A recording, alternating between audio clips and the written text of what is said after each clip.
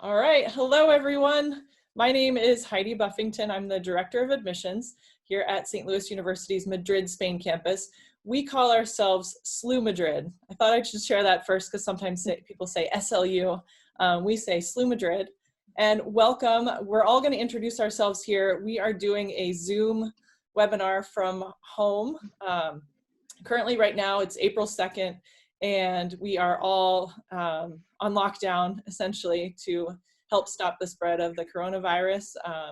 Kind of devastating, kind of really interesting times we're living in. And we wanted to do Facebook Lives this spring, and this is the new normal attempt at sharing information with everyone so you can make decisions for the fall, meet some current students, meet a professor, and today we're going to be talking a little bit about what life is like as a student on and off campus. So our original plan was to do this in the cafeteria with lots of people moving around behind us.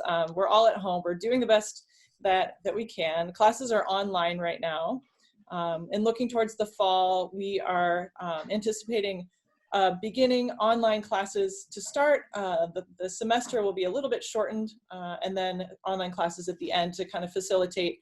If you need a student visa, that might not be as easy. So we want to facilitate getting to Spain and also just learning about the campus and opportunities as a student on and off campus. So it's a great place to be, and I don't want you to just take my word for it. So why don't I have Rose introduce herself first, and we'll just go around and say where you are from originally, or where you grew up maybe, and where you're currently from, and who are you? What do you do on campus? Awesome. So my name's Rose. I'm originally from Louisville, Kentucky, and I'm a third-year senior at SLU-Madrid in political science and international relations. And right now I'm quarantining in my neighborhood in Malasaña with my roommate, who's another SLU student, and our cat that we share.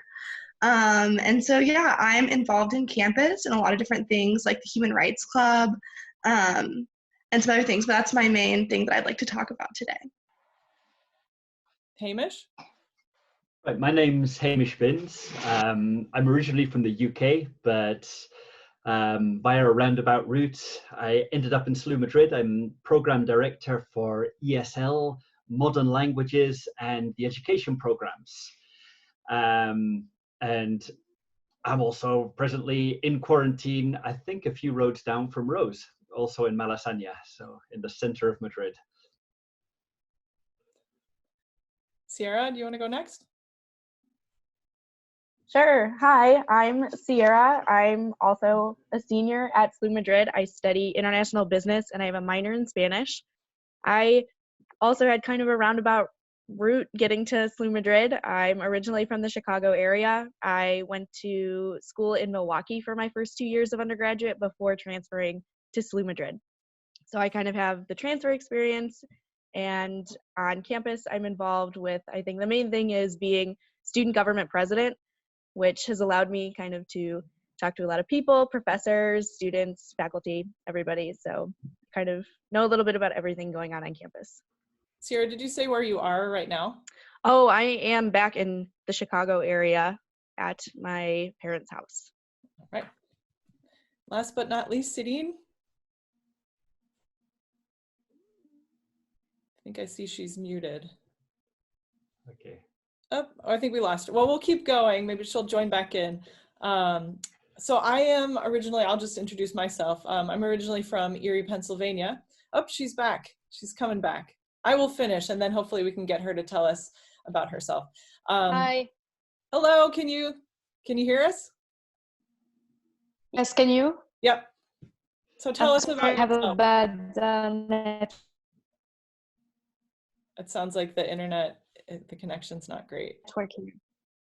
Okay, so my name is Political Science.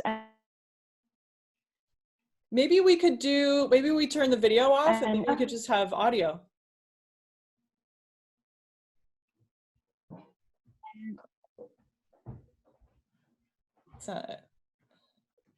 Yeah, there are a lot of problems at the moment. There's a huge overload on the internet. And yeah, having a lot of problem getting through with some students. So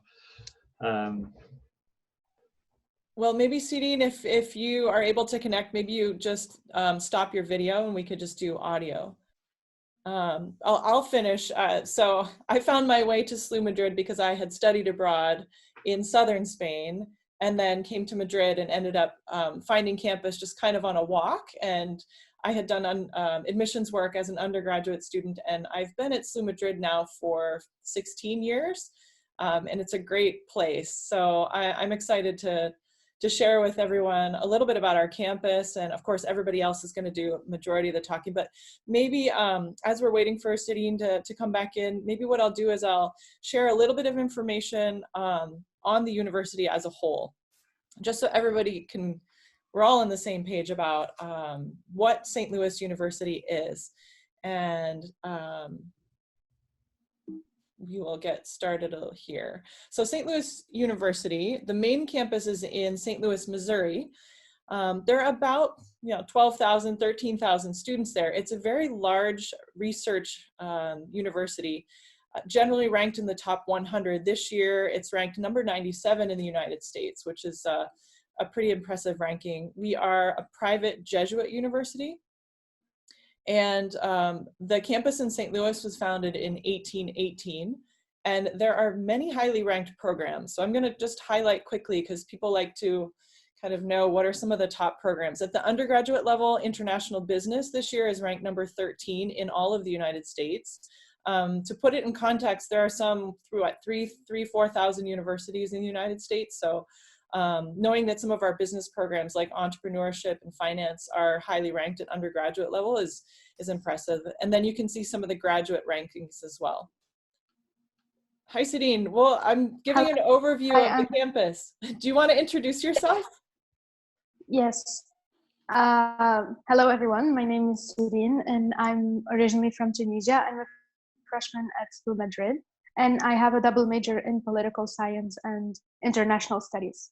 I'm involved in some clubs on campus, like the MUN, and I would love to tell you more about the classes I'm taking and my overall experience at Madrid and studying. Great. And where are you and calling living from there. today? No, it's cutting out. I'm calling from Tunisia, North Africa. Perfect. Perfect. All right. Well, I'm going to go back to the PowerPoint. Let's see here. Hopefully, there we go. And to give some context of the Madrid, Spain campus, we have about 1,000 students actually this semester. It says 850 right here, but this semester we had about 1,000 students. We have been in Europe for 52 years. We're one of the oldest American universities outside the US. Similarly, very small classes and accredited in the United States by the Higher Learning Commission. We're also recognized here in Spain. On the right-hand side, you see our mascot, that is the billiken. Not everybody knows what a billiken is, but in the bottom right-hand corner, a billiken it was a kind of a good luck charm in the early 1900s. And for example, if you were to move into a new apartment or start a new job, you would get gifted one of these, and people would say, "May things be as they ought to be." So it's a good luck charm, a good luck kind of figure. And in Madrid, just so we have context, these are the degree programs you can do all 4 years in Madrid, and in the square on the left-hand side. There are 2 graduate programs, lots of minor programs, as you can see there. And so I think we'll go back to the panel. We will stop sharing the screen here. And maybe let's get into like life on campus and classes, and maybe you guys could say what you're taking. What's the average course load and favorite class? I know there's a lot of things all rolled into one. Hamish, you can give your favorite class too if you want. I don't know. There are a lot of classes I would love to be able to take, but haven't been able to yet. But I obviously have a strong bias towards the modern languages, and I love our campus just because the amount of languages everywhere. So you can go and study Arabic in the classroom, then you go out and you hear people speaking Arabic in the patio outside. So that's what I take away. It's kind of the in and out of the class at the same time. Perfect. So I reckon you guys can give a better idea of the classes and the favorite classes than I can. Go ahead. Anybody want to jump in? I would say one thing that really surprised me was the fact that there are so many interesting classes at SLU-Madrid. You would think because it's such a small school, there would be fewer really dynamic electives, but some of my favorite classes have been my electives that I wouldn't think I would have thought were so outside of like the traditional course load for political science. For example, my class on human rights theory and practice was super interesting, and we got to get into topics that were really adjacent to what I usually study, but really important as well. And then right now I'm in a class on cultural anthropology that's really interesting, as well as my animals and ethics class, which I think is super fascinating. Those are all really connected in weird ways. So that's one thing too that's really interesting about the liberal arts degree is right now in a lot of my classes we're talking about the differences between animals and people, which you wouldn't think you would, but it's really cool taking a liberal arts degree.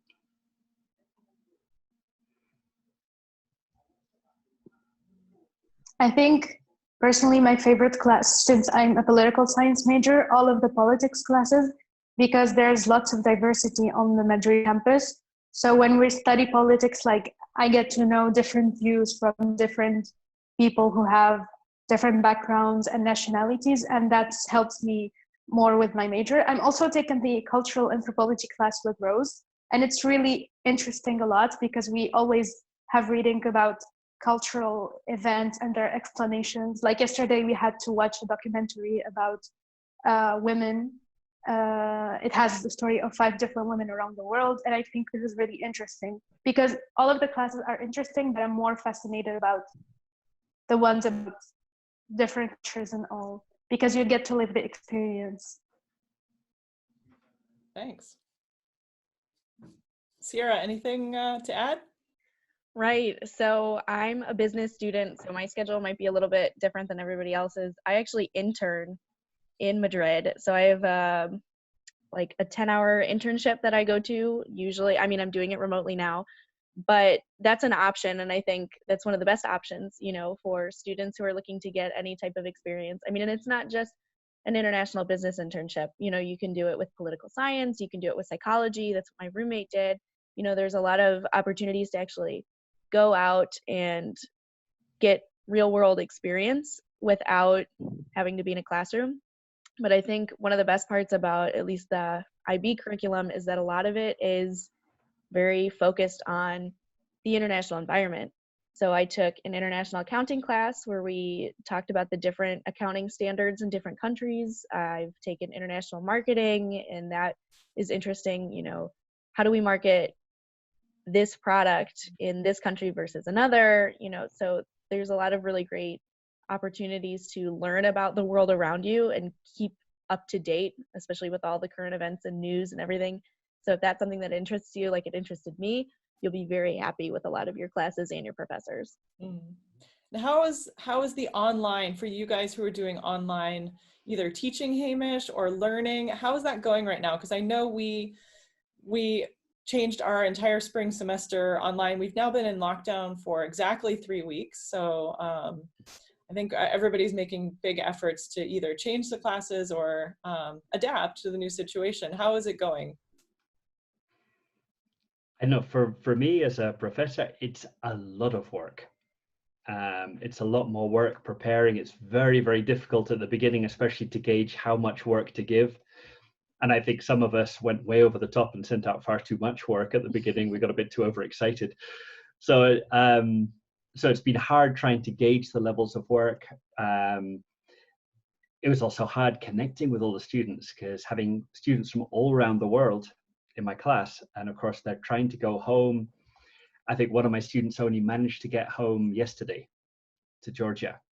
Wow. Having been to I don't know how many other countries on the way trying to get there with cancelled flights and being put in quarantine. And right now I got a message just before they confiscated his phone, just saying, apologizing for not doing the work, but saying that they have taken his computer and his phone and all his clothes and she won't have them for another 2 weeks.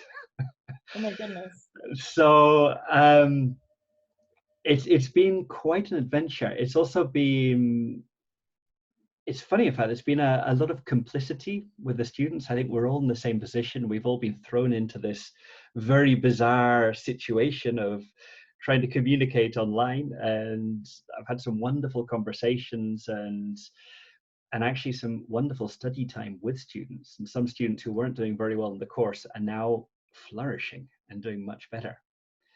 I guess not being able to go out at all and staying at home all day is very conducive to working more, but Yeah. but it's been a very, very interesting time. I don't know about you guys, how seeing it from the other perspective. I mean, I think for me, I've taken online classes before, so I was kind of ready, for it. I will admit though that it was very stressful at the beginning because it was, I left Madrid, I think, on a Friday, and I started online classes on Monday. So it was very, here we go, and then you have to adjust to the time change, your jet lag, now you're behind, But I think honestly, a lot of my professors have been doing a great job. They've been very timely with their uploads, very clear with, this is our new syllabus and this is what you should follow. And a lot of the classes, I think I only have 2 classes that I have to call into, to be live. But they're discussion based, and I wouldn't want it any other way. Even though I do have to call in at maybe 9 o'clock in the morning, I would rather have the opportunity to discuss with other students and keep that spirit alive instead of just reading book chapters or watching videos the entire time. I would say I've experienced in this situation a lot of empathy going both ways. My teachers are being very patient with me as I adjust. I've never online learned before, so all of a sudden having to change that has been difficult for me, and I have a lot of respect for my professors. A lot of them have never taught online before, and I'm sure that's much more complicated than me figuring out how to turn in assignments and watch the videos that they've made. So I think everyone's being really patient with each other in this moment and understanding that everyone's having a really hard time adjusting. So we're all kind of, at least I've experienced an attitude of we're all in this together, which is really, really great. Yeah, good.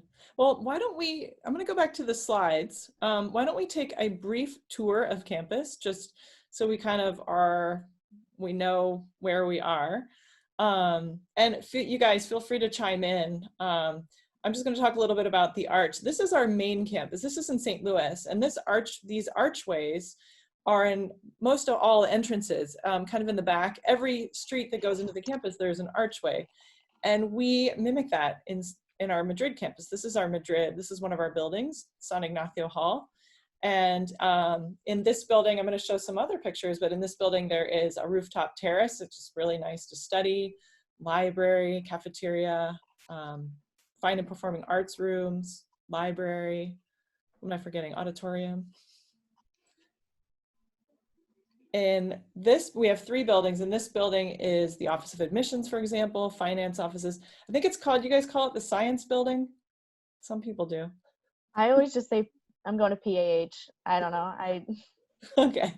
It's like somebody told me it's the place to get away from everyone. It's quiet. Yeah, that's true.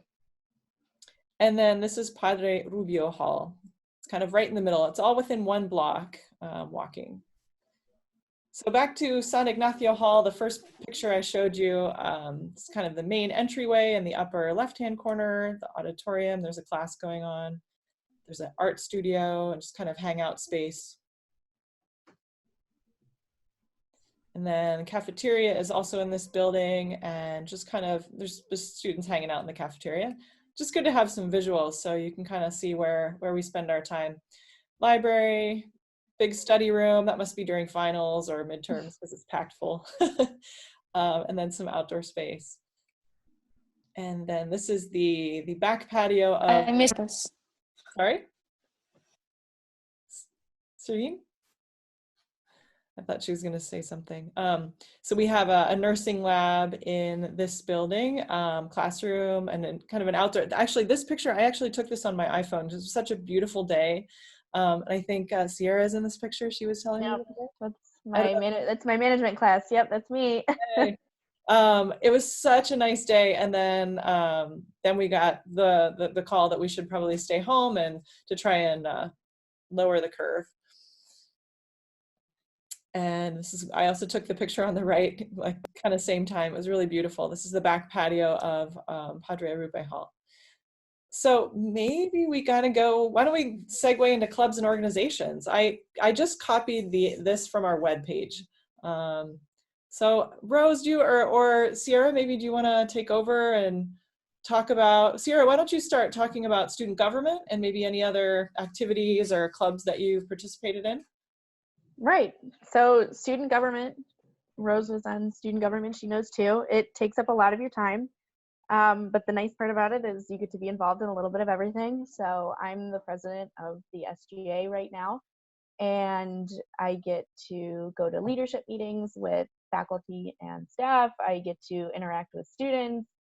You know, anytime someone has, you know, a question, a comment, or concern, they come to me, and then I can pass it on to the right person.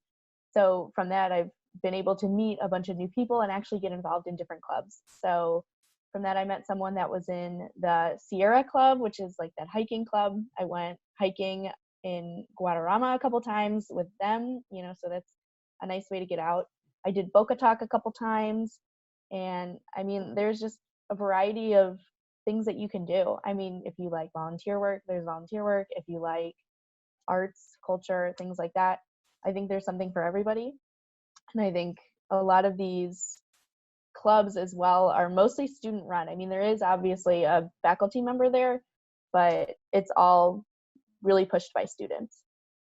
Do you want to explain Boca Talk a little bit? Because this picture in the bottom left-hand corner is Boca Talk. Maybe you could talk a little bit about that, and then maybe Hamish, you could tell us about community ESL, because the student in the upper right-hand corner is doing community ESL classes.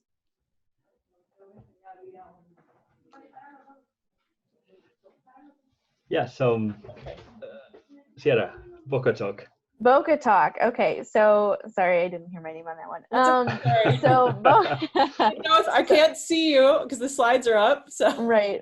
So Boca Talk is essentially exactly. So a bocadillo is, if you don't know, a sandwich, basically.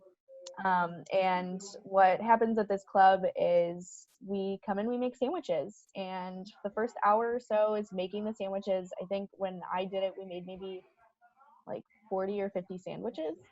And then the next hour is going downtown into like Sol or Callao or some place like that. And then you actually hand out the sandwiches to the people that are on the streets, you know, the people that are homeless. And part of the talk part is that, you know, you go and you have a conversation with people. And it's really fun because, I mean, you're giving back. And I remember one time I handed a woman a sandwich and she was just so happy. You know, she lit up, and then she and I started having a little bit of a conversation, and you know, you get to know more about these people, and then every time you do it, you go back looking for the same person. But it's a great way to practice your Spanish and get involved in the Madrid community, and I highly recommend it to anybody who is looking for a service opportunity. great. Hamish, tell us about community ESL. Real community ESL. I'm very proud of this program, I must say. It's been going on since 2003, and basically we offer free English classes to anyone who would like to come. And it's fantastic. We have the people who come for classes, we have literally from newly arrived refugees without papers up to bank managers.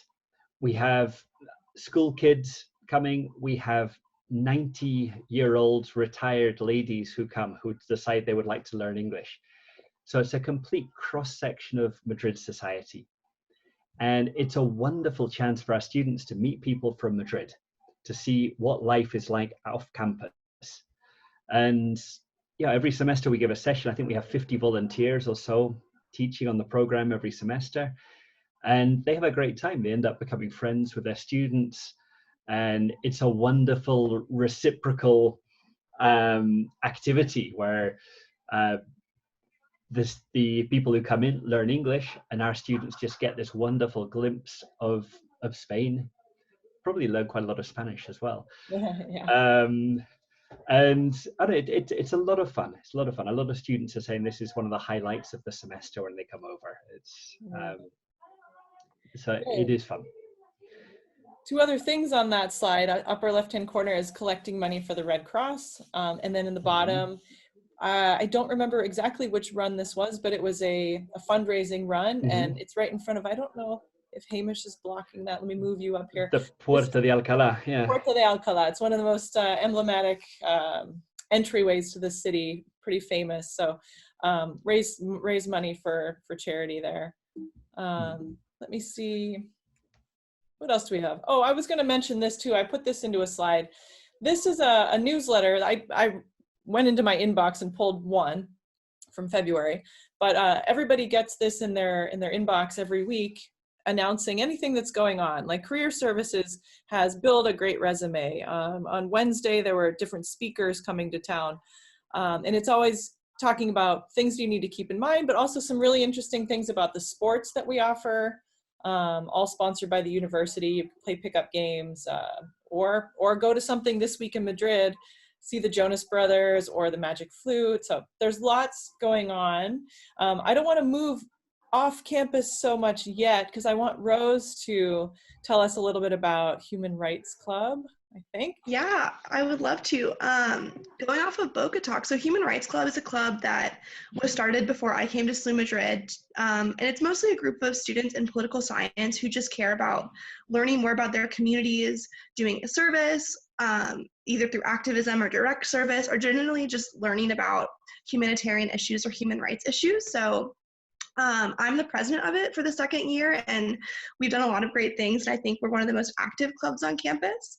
One big project we've been doing this year is there's a Boca Talk club at SLU-Madrid that Sierra was talking about, but we also a couple times just went out and did it as a human rights club activity. And one big thing that people were mentioning to us is we went in October and they were saying, thank you so much for the sandwiches, but we actually need blankets. So a big initiative we had this year was we did a couple different bake sales and raised money and eventually got to distribute 40 blankets throughout to different individuals experiencing homelessness in Madrid. And so that's something that's really important to me because living in an urban center, there's always going to be homelessness.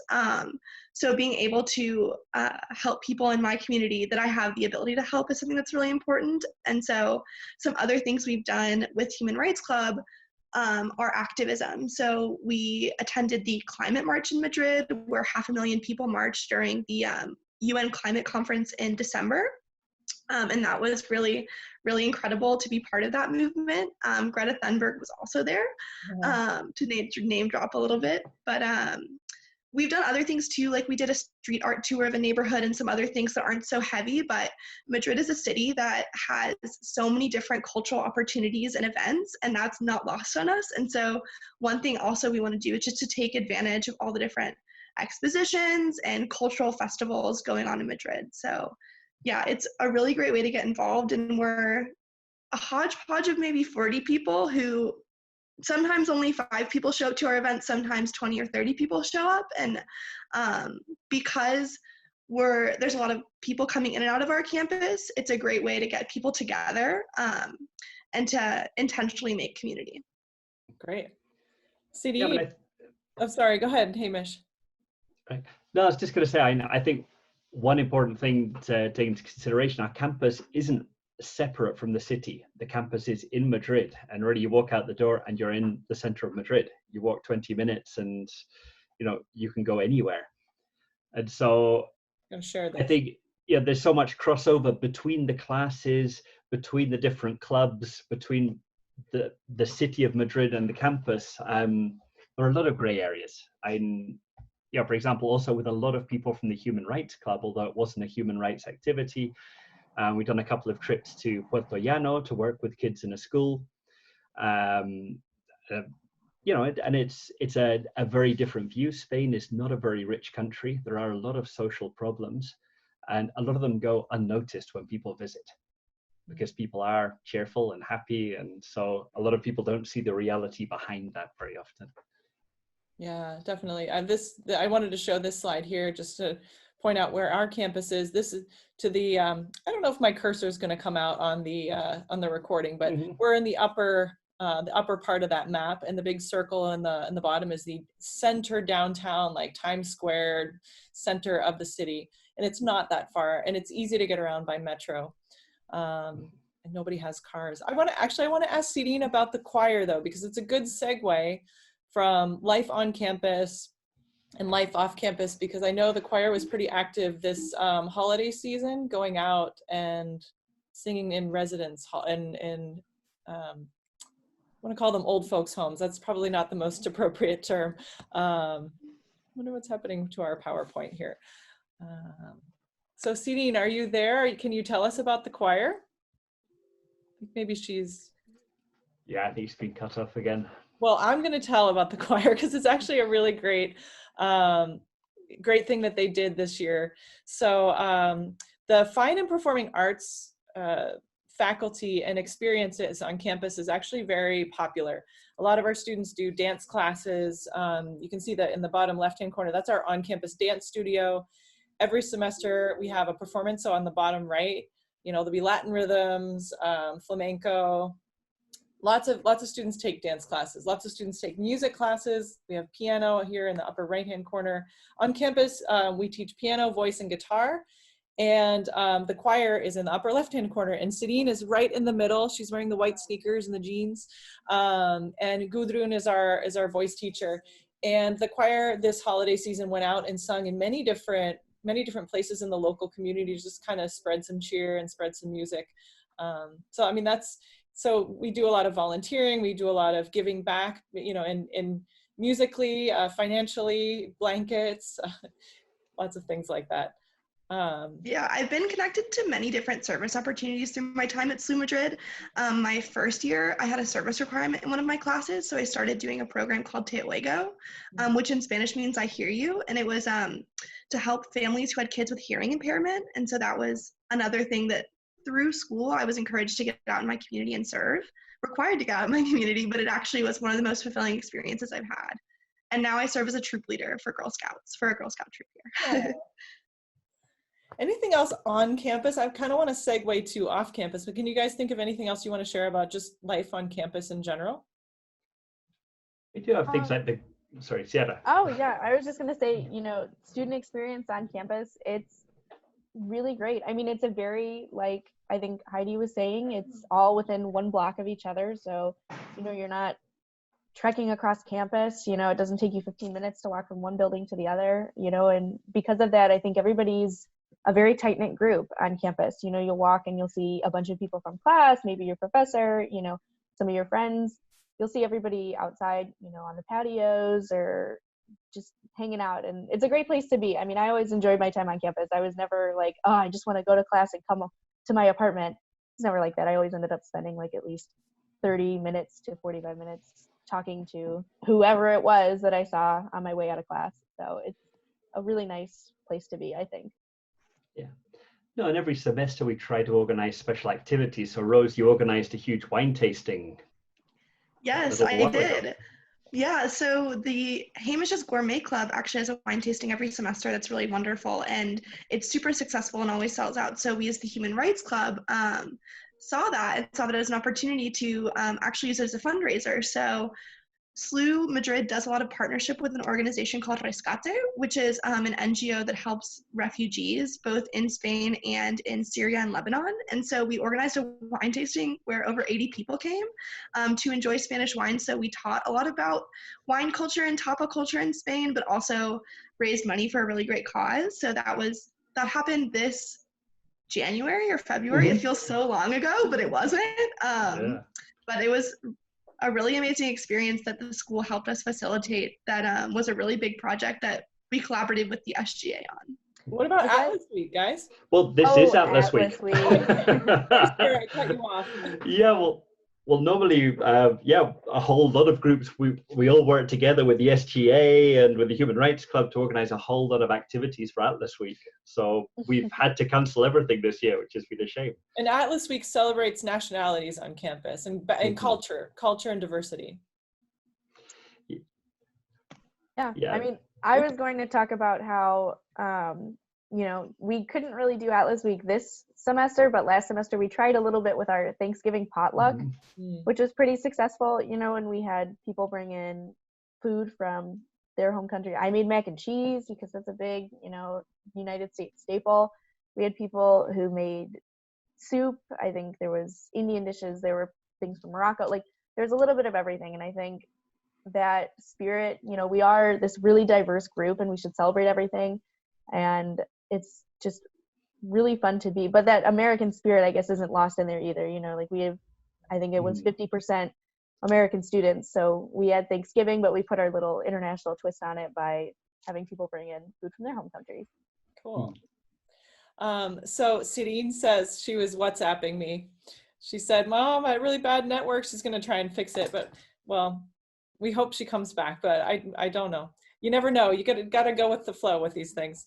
So let's switch to Madrid. This is actually Reem. She's a graduate, Moroccan American, and an artist. And I just put some pictures into the PowerPoint of just scenes of life in Madrid. This is kind of a famous area to go out and get some tapas and drinks and meet up with friends. And then maybe, actually, Sierra, maybe you could tell us about your internship. I don't know, I'm just want people to see some images of Madrid. This is the Plaza Mayor. This is the old world Madrid. And then the bottom are the four towers, the Cuatro Torres, the new Madrid, modern Madrid. Yeah, just kind of some of our students around the city. So let's transition. So we got the Prado Museum tapas and the Bernabeu with the Real Madrid football.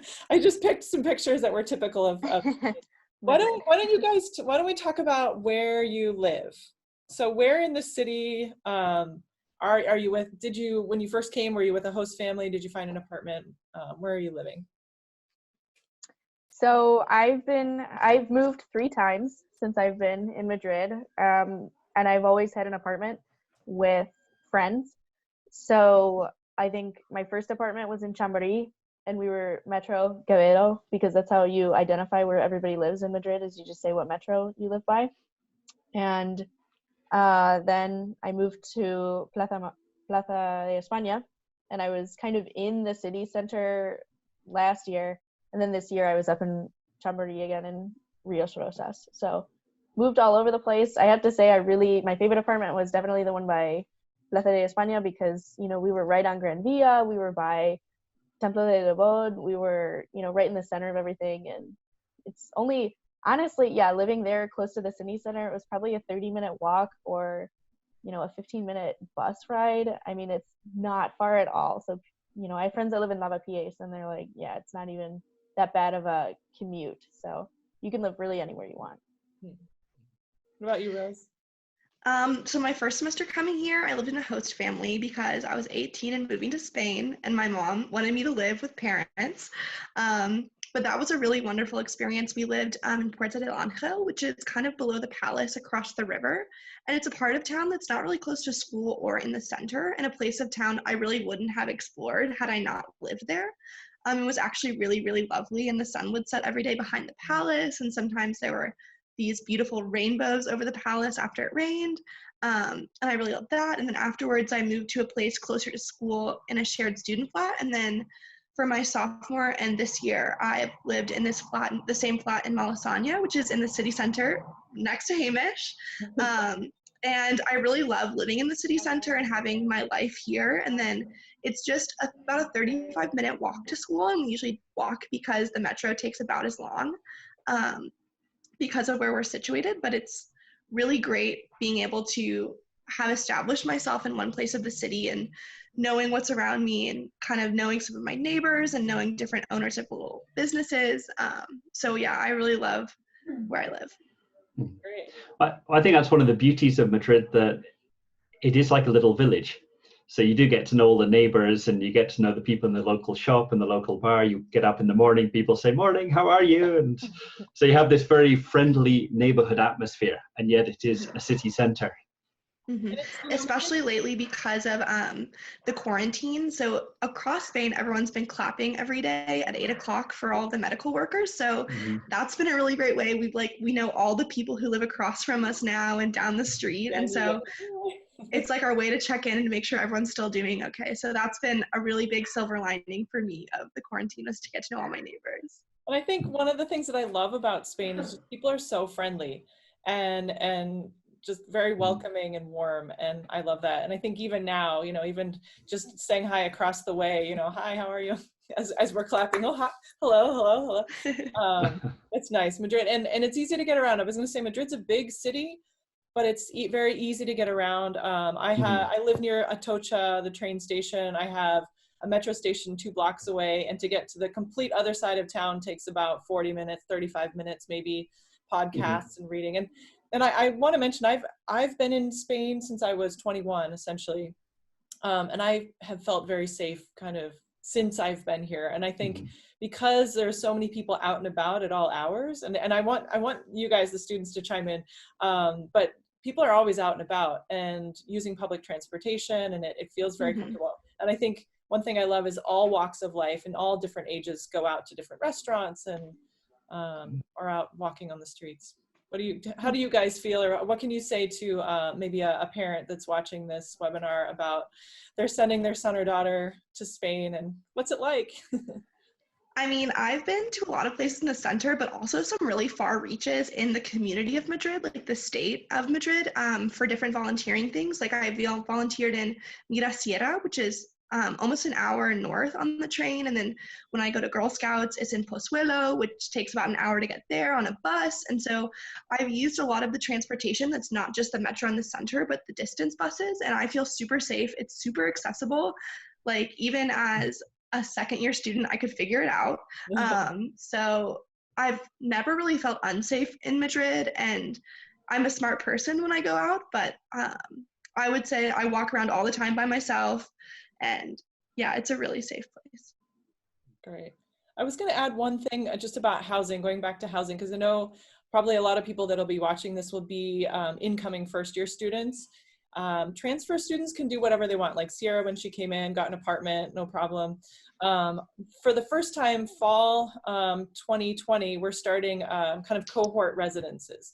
So our incoming freshman students, first-year students will be living together in a residence hall. There are two. One is about maybe an 8-minute walk in Fado, probably 8 minutes or so. Galdos, which is another one, which is the same company. It's maybe 9 minutes. They're kind of in different directions. But all our first year students will be living together as a group. So you guys will have the opportunity to do host family then the following year. What about, yeah, Hamish, sorry? No, I was just going to say, it was funny. I had a lot of students who had just come from the States last semester, and they were all complaining the 9-minute walk, having to walk 9 minutes to get to school. That was the first week. And by the end of the semester, they're all, I don't know how we're going to survive back in the States where we have to get in a car to go everywhere. So everyone was so used to walking around. Yeah. So what about, let's switch over to what other things do you do for fun in Madrid? Like Madrid's obviously, I mean, I can say it's pretty amazing. It's a European capital city. What do you guys do, or what do you friends or other people that you know do? I'm going to start off by saying by one of my supermarkets, I noticed an axe throwing school. So I don't know who does axe throwing. There's a kickboxing school in my neighborhood. There's a drawing studio, tap dance studio. There's lots of things. So I'm going to turn it over to you guys. Yeah, I mean, I think one of my most fond memories, I think before everything kind of, the whole coronavirus thing, is a group of friends and we went to Retiro to watch the blossoms, I guess. I think they're either cherry blossoms or I think they're the cherry blossoms. So we went and we had a picnic and we drew things, we painted, we chatted, it was just a really nice opportunity to get outside. And I think that's one of the best things about Madrid is there are so many parks, so many, places to go. You can just kind of wander the streets. So that's kind of what I do for fun. I like to get outside as much as I can. And then like Rose was saying, you can hop on a bus and it's free if you have the abono, which is a little transport card. So it's 20 euros a month if you're under the age of 25. Get it, you can go anywhere you want. But I use my abono and I go up to the mountains and we go hiking or camping. We try to get out of the city every once in a while. But, there's also festivals and things like that. And it's, the Christmas market comes up in Plaza Mayor. So I like to get outside. I like to go all over the city if the weather's nice, go to Retiro, go to, wherever I can to just be outside and enjoy it. Yeah, I totally echo what you said about taking walks and being in the park, Sierra. I'm not a city person. I don't come from a big city, and I think because Madrid never really feels like you're in a big city because there's 4 size skyscrapers in the whole city and they're all together. So because you're never in a place with buildings more than at least in my neighborhood, more than 6 stories, I feel like I'm always in just a part of a small size town, not a huge European capital. And so I just love taking walks and exploring new places. Madrid's a city that has so many hidden beauties that over the years, as I've become more familiar with them, that's been a really great journey. And then also spending time in the parks. Madrid has preserved its parks so well, and they're also close. So Retiro, I think, is a 25-minute walk from my house, and Parque de Oeste, my other favorite park, is maybe a 15-minute walk from my house. So I'm spending as much time there petting as many dogs as I can because I don't live with dogs here. Another great thing, I guess, that I just kind of thought about, I love art, big about art, and then there are essentially 3 really big art museums in Madrid. And if you're a student, you can go, I think, to 2 of them for free. The Prado and the Reina Sofia, you can go for free just because you're a student.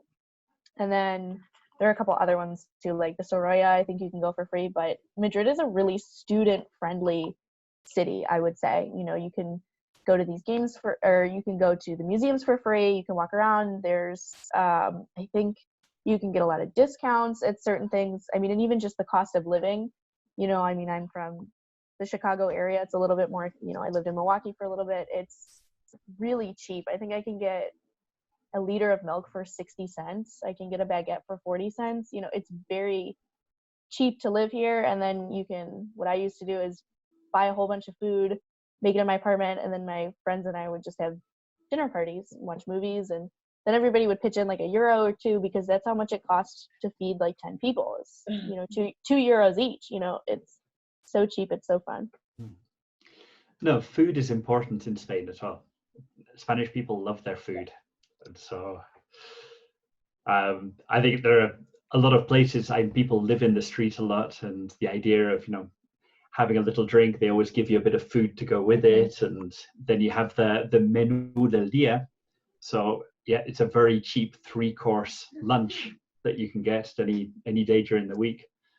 So yeah, that's one thing in Spain. You never say anything bad about the food. Never. I remember when I was at orientation, I think, somewhere, and a Spanish girl told me, she said, if you go out in Madrid and you come back before 3, you didn't go out, you just went to dinner. I was like, all right, yeah, this is how this is.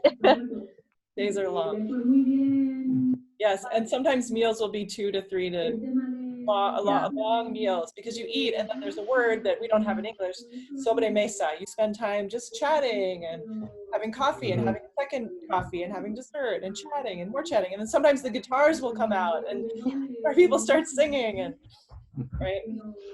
Yeah, I went to before Christmas with my Spanish friends' family. We all went out to lunch to have cocido, which is a traditional Spanish food, and they told us, they were like, your reservation is only for 2 hours, so you have to go a little bit fast. And they were like, we'll be fine. But that was something that the waiter had to tell a Spanish family because they expect to be able to eat for 3 or 4 hours for lunch. Yeah. Yes, everything goes slowly. Like very often, you go to a restaurant, they go at their own pace. And, when you want to pay and get out, trying to get the bill can be, you might be waiting for a long time. There's never any rush when you're eating. So true. Well, good. Well, thank you guys. I don't know if there's anything else you want to add about just life in Madrid. Welcome to our living rooms, is what I'm saying. I've been talking to students this evening. Well, I'd just like to say one thing about Madrid. It's very, very dangerous. I came here and I think probably 3/4 of the professors and staff at SLU-Madrid, we all came here for 6 months. Yeah, I was here for a year. Yeah, I've now been here for 25 years. So, it's dangerous. When you come here, you might never leave, just so you know. It's a great place to be. Well, thank you guys. Thank you, Heidi. Well, thank you. Thanks, girls. Thanks, guys. Thanks, Sarah, when you're back. Anyways, thank you so much for taking time out of studying or prepping courses or whatever else you're doing. Okay, see you soon. Great. Bye too. Okay, bye. All right, Bye. bye. Thank you, everyone. Bye. Bye. Bye. Bye.